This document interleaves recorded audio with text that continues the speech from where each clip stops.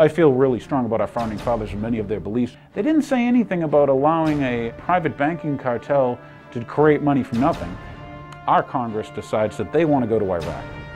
This is important. If you're familiar with world markets and monetary markets, you'll understand that the dollar has been tanking.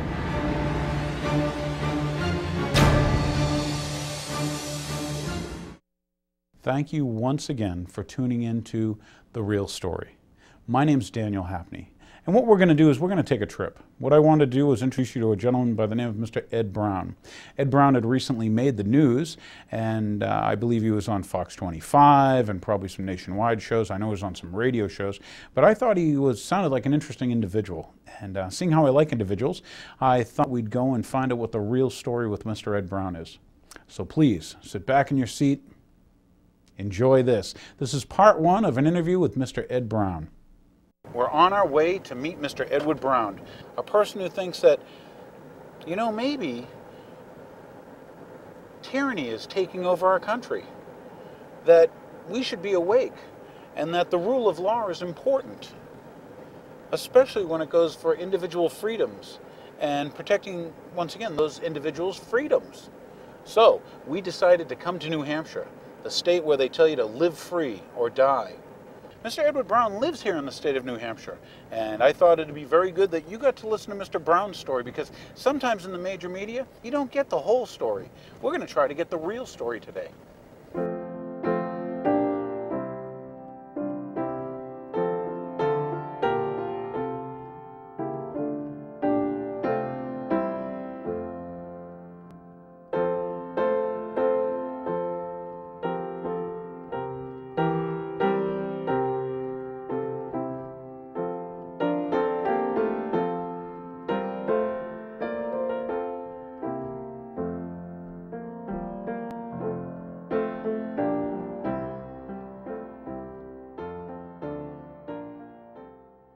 I'm here with Mr. Ed Brown.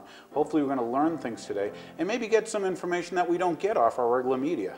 You know, the whole idea of alternative media, that's what I'm trying to do here.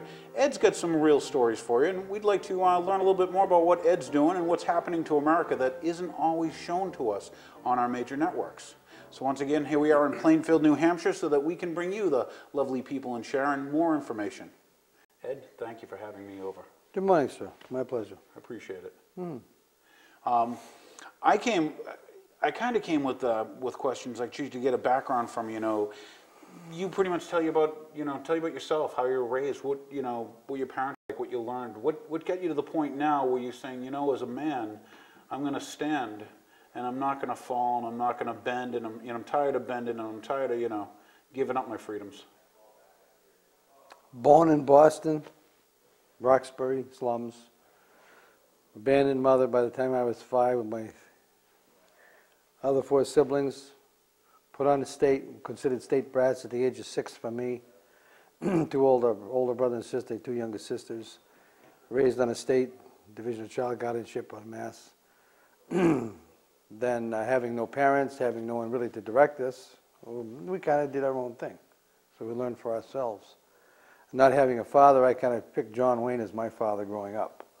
And that was the example that I followed.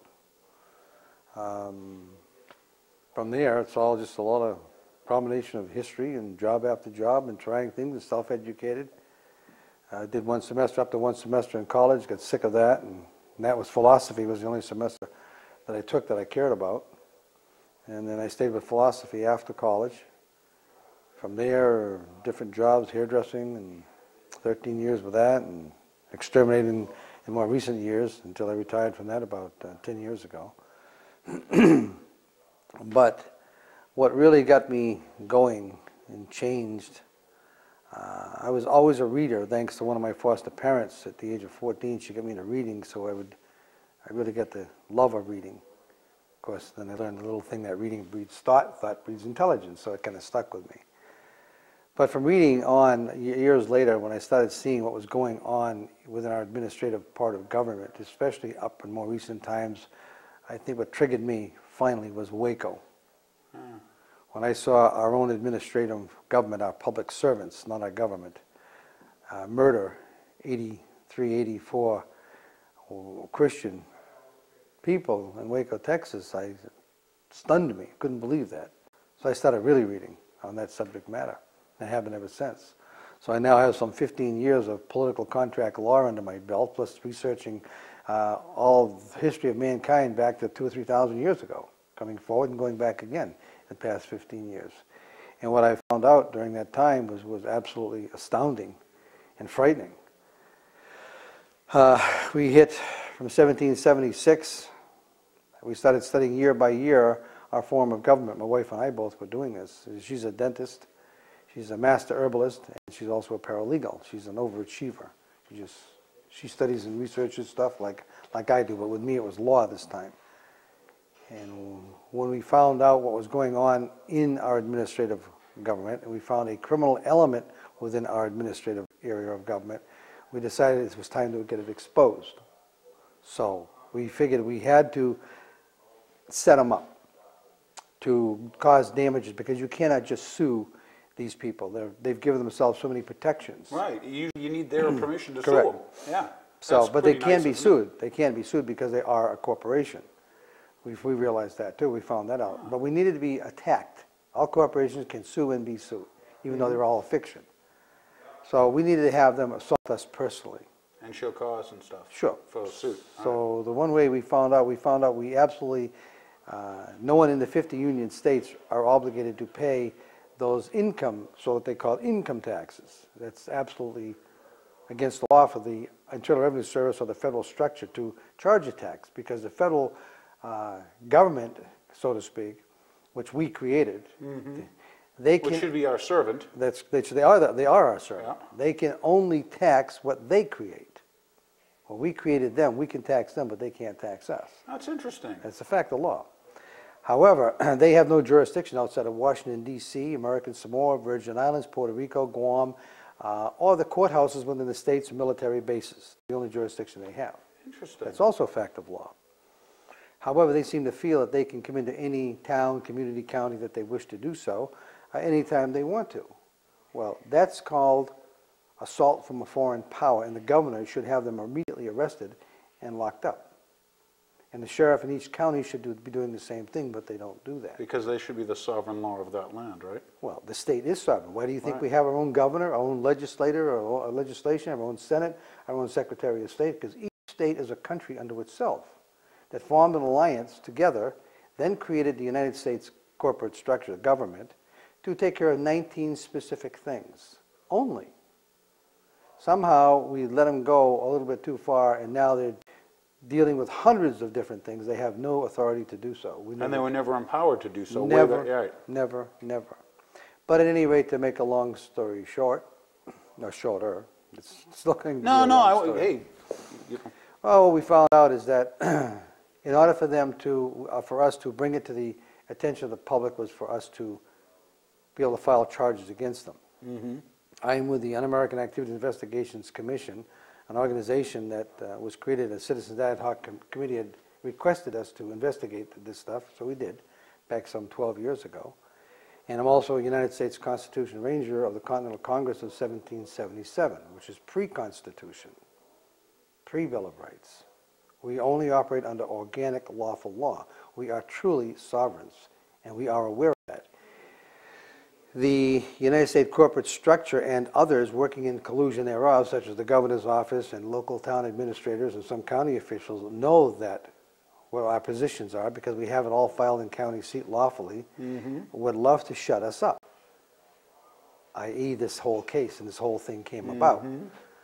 My wife and I talked about this long and hard with others, and that we were to be the scapegoats, so to speak, the ones to put our face forward, because we had something to lose. More and more people were losing their land, their freedoms, their lives even, like the people in Waco, and no one was doing anything about it. So it was put on us to make that move. So we started, like I said, about 10 years ago, actually 12 years ago, but we thought about 8 years ago was when they would have made the move against us, but it wasn't until 2 years ago that they finally made the move. And when they did, now we had them in law. Because once they assaulted us out of their jurisdiction, which was totally out of their jurisdiction, the income tax is not even an issue here. There is no such thing as an income tax against the people in the state. Does not exist, absolutely proof positive. And the statement there is always, show me the law, and I'll pay the tax. They can't show you the law. It doesn't exist.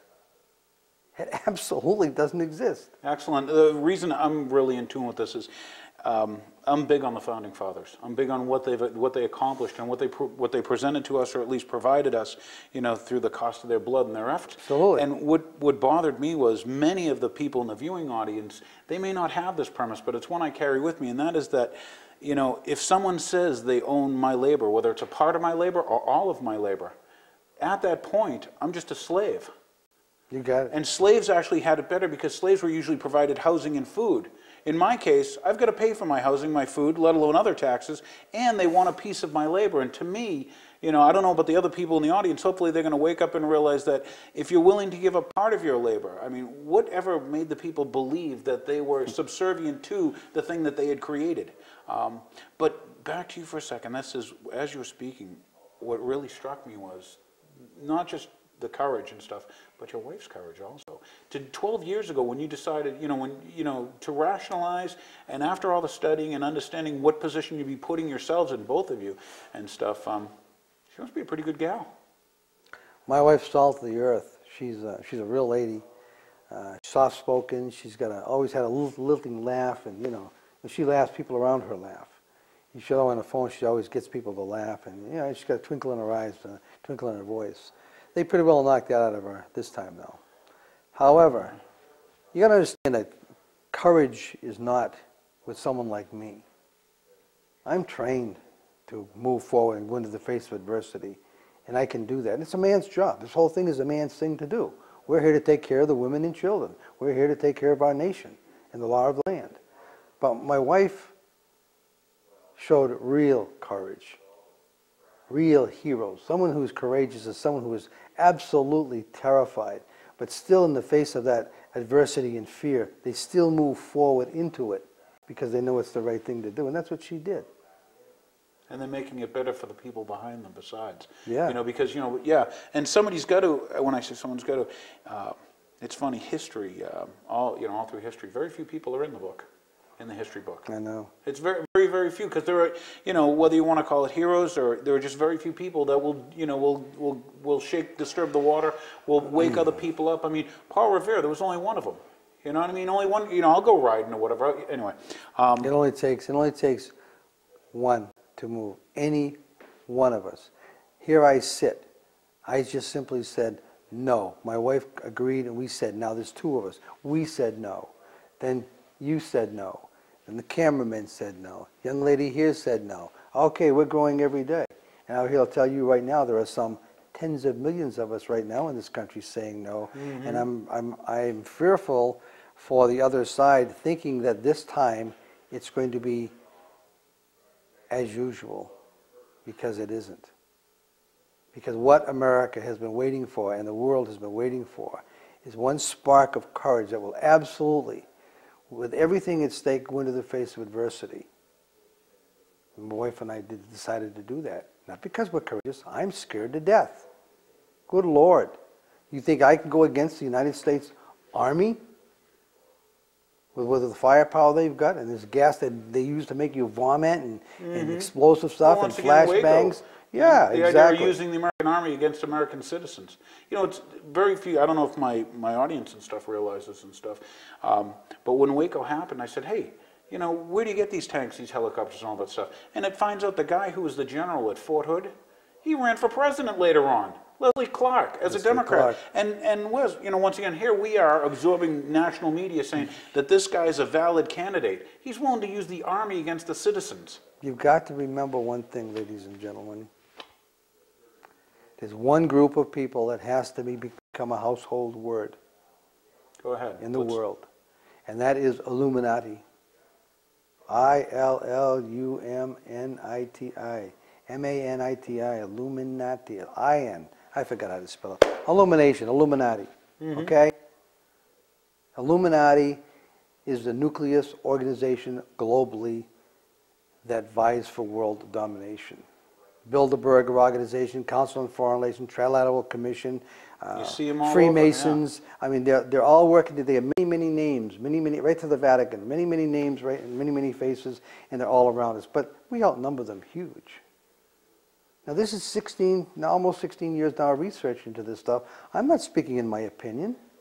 I'm speaking of fact. Everything that I'm saying right now on this camera here in front of you right now, I have absolute hard evidence in hand to prove every single thing that I say. We have an enemy in this country and in this world who believes in their heart of hearts in their insanity, and they are insane people. They are absolutely ruthless people who have no love for anything except themselves and their whatever they do. They will kill you for what they want. They will destroy the very fabric of a society for what they want, and they're doing it. And our present president, as our past one was, and his father, George Bush's father before him, and Clinton, and they were all trained to do the same thing. You couldn't be a president, or you couldn't be a senator in a state senator or above anymore in this country unless you are a member of that organization known as the Illuminati. The total voting program is a scam, sham. It's a shame. It's been exposed enough times, and yet the people still don't catch it. Because most people, look, here's the other part of this philosophy training they don't get, and they didn't get. You've got 4 steps to go through. The first step is denial. Oh yeah, I face that a lot. People do denial because the next step is fear. If they start to believe the stuff that we're talking about right now, you're crazy, our government, it's on the news, it's got to be the truth. They wouldn't put anything, they wouldn't lie on the news media and stuff like that. So they stay in denial. Because if they start to believe what we're telling them, what we're showing them for true, and they start to read it themselves, then they're going to go into fear. And once they go into fear, fear is a mind killer. Mm-hmm. You can't think, you can't function when you're afraid. My wife was afraid like that so badly she went back to the courthouse to have them stop it, and they did exactly as we said they were going to do. They totally put her in jail, the whole bit, and then found her guilty of all charges. But so you have denial, fear, but what comes after fear is if you eat your fear, bury it, force your way through it, you get angry. Once you get angry, anger is like laughter. It's an upper. Fear and denial are downers. Anger is an uplift. Okay? Mm-hmm. How you doing, guys? What's going on? You see, it's both the same. It's very easy to come across from laughter to anger. Mm-hmm. Very hard to come from fear, which is a downer, up into laughter or anger, because you're feeling like really lousy. You're feeling so lousy, you can get angry. It's probably easier to get the anger from fear, but it's very hard to do. I am not in anger anymore. I've gone through the denial out of the 70s, into my fear, into the 80s, into the 90s, and then I got very angry at Waco when that happened, and I overcame the anger because anger doesn't serve any purpose.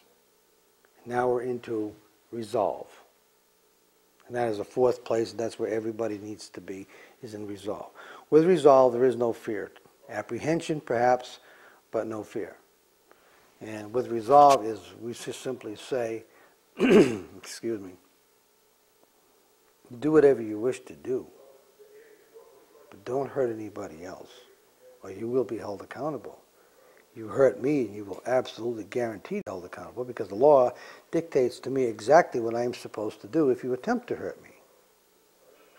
People say, well, you can't talk violent, that's not right. People are such fools. They have lost their way. They're out in the wilderness. They've lost the Father. I think of them as being misled. Well, no. They get dragged out in the wilderness. I was misled. Many, many people were misled. But did they stay out in the wilderness? Did they go hide because of denial, because they're afraid?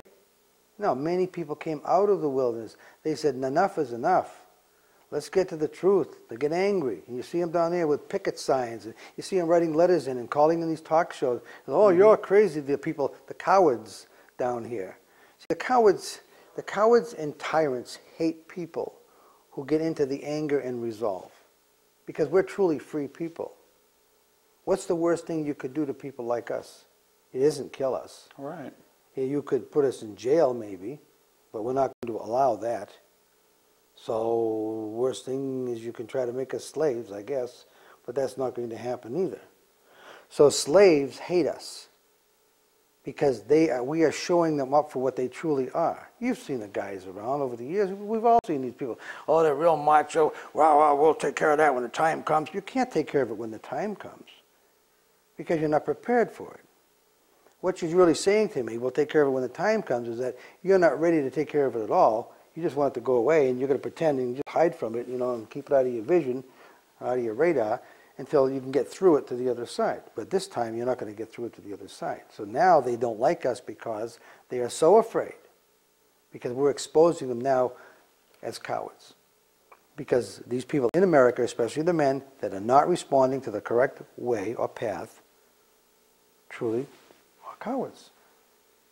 Each one of us can choose to give ourselves the gift of honor or not. Because only I can give myself that gift of honor.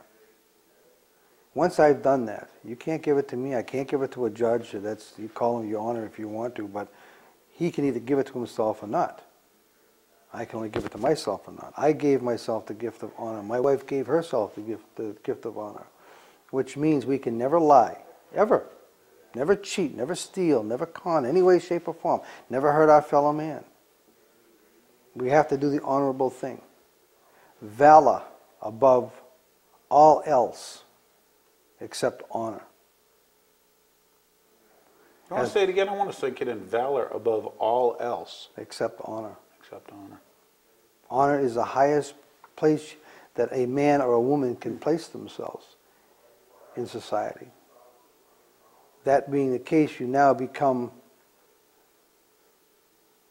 a guidepost for your fellow man. You can never tell someone something if you don't know about something. For example, if someone says to you, or your daughter comes up to you or something, how high is high, Daddy? Well, do you know how high is? You have to have a reference, yeah. Do you know how high is? Watch this. I'm going to play a little game. I know. I'm thinking about it. Hang on. Do I know how high is? There's no end. Everything's limitless, so I'm going to say no. I don't know how high is. Thank you. Yeah. That is the first sign of intelligence in all people, is the three magic words. I don't know. That's responsible. You can be taught. I can be taught if I don't know. I'm saying I don't know, but I want to know, because I'm saying I don't know, so please teach me. You know what I like with that? I don't know yet. Well, thinking at some point maybe I can learn it. Well, you can, because then that's when someone else will come up to you and say, well, would you like to know? Yeah. That's my responsibility. One man of honor to another one say, well, would you like to know? I'm not here to teach or preach. I'm here to ask questions. But if you would like to know what I have learned, because if I don't know about something, they say, I know this much about it, but I bet you we could find out together. We go look it up, okay? That's what life's all about. You're an interesting guy. My dad, you remind me somewhat of my father in that he would say things like, a man walks into a bank. He's not given credit by the bank. He has credit before he walks in because of the character and the person that he is. He's exactly okay? right, yes. Well, and the other thing my father would say, he'd say, smart people don't know all the answers. They don't. They know how to find them. Or, they've been successful to figure out ways to find the answers, whether it's through discovery, whether it's through investigation or something. But yeah, he would always say, anyway, the mindset, it's pretty similar. It's very, very similar. And of course, your dad may be closer to my age too. My dad is sadly no longer with us. Great guy, an oracle of wisdom. I'm still thanking him to this day. And by the way, thanks, Dad. I mean, he was he's a great guy. I learned a lot from him. He used to give me things like, if you ever wanted to find out how smart someone was, wait until they open their mouth, Yeah, of course. Things like that. He's an oracle of wisdom. There's another game you can play, and if we had time, we could do this, because everyone should learn this in 10th grade high school. But understanding the steps, there are people in the lowest form that are unconscious. This is philosophy 101. Okay, I'm game. There are people who are unconsciously incompetent. Okay. They don't know that they don't know. It's like a used car salesman.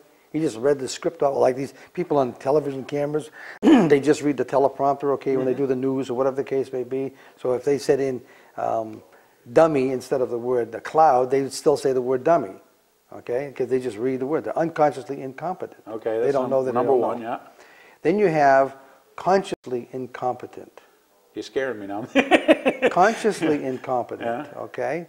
Well, let's have you give me the alphabet, every second letter. B, D, F, H, Good. You J. can do it. So I don't know. I'm probably, hey, I was losing it after J. But you're doing it. Yeah. But you're doing it. You can do it. You know you can do it. Given enough time to do it, right? Oh, yeah, yeah. You just, now, that's unconscious. That's consciously incompetent. You're aware that you're incompetent. You can be helped, and you can learn how to do anything. Let's go to the next level. Let's go to unconsciously competent. Give me the alphabet as fast as you can. A, B, C, D, F, G, H, I, J, K, L, M, Ooh, N, O, P. wow, he's whipping right through that. You don't have to think about Right it. there, yep. That's unconsciously competent. All right, I'm following you so I far. will guarantee you that if you go this... It's good I got this on tape because I can play it over and figure, you know. Yeah, I guarantee you that if you go through consciously incompetent, you will do the alphabet every second letter. See, you did it. You read it exactly. You said that every second letter, you heard every second letter. So you didn't start with A, C, E, F, you know, so on. Yeah. You went B, D, Yeah. right? That's because you listened. Most people don't listen. I hear you. Yeah, yeah. Okay? Remember, the Creator gave us 2 of these and 1 of these, which means You should listen twice as much. that's my man, Yeah. okay, as we speak. Because when we're speaking, it's all going out. We can't learn anything while we're speaking. As long as we sit there quietly, we take it in twice as much. That's why people that are usually quiet will know much more than people who just keep talking. And that whole little game goes on. At some point, we need to sit down with many people in 10th grade and teach them this. We are so far running out of time here in this country today. It's scary. We've got probably 18 to 24 months left. And I believe in that period of time, all hell's going to break loose in this country. Okay? There will be a rooftop politics at the way it's going right now, unless we can stop it now. This is your last shot right here. You want leadership? You are leadership. That's what I figured too. It's interesting you say that. But proper leadership, you take the ego right out of it. Mm-hmm. Okay? You have an extreme responsibility. I certainly couldn't be a leader down in your area. What are you going to do?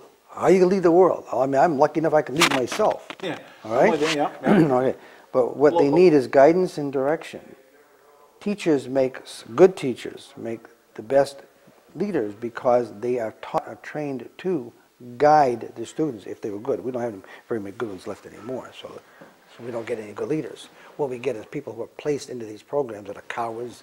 They're just disciplined to take positions that they're not even capable of doing, including George Bush Jr. Well, once again, it's usually they're placed there because of money or connections, or someone who's behind them with money and But connections. let's not distract from leadership. Okay, all right.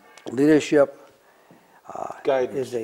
is guidance. Leadership responsibility is massive. When you take on the responsibility of becoming a leader to anything, your family is the nucleus, which is the easiest one. The responsibilities are from everything from A to Z, from the time you get up in the morning and go to bed at night, and everything else to do with all members of your family. That's a huge responsibility. And guess whose responsibility it really is? I always keep me. It's the man. Oh, I don't know. Okay, it's the man's. The man's responsibility is to take charge of that family nucleus. Why do you think they've been trying to destroy the family nucleus so much for the last 40 years or so? And they're doing it. Oh, yeah. And they have emasculated men since the 60s. Big time. They sue them, they take them to court, they throw them in prison. Well, and they portray them constantly as moron. I mean, that's correct. Well, thank you for watching part 1. Once again, my name is Daniel Hapney. This is The Real Story. You just got finished watching an interview with Mr. Ed Brown. That was only part 1, so what we're going to do is show you part 2 next week.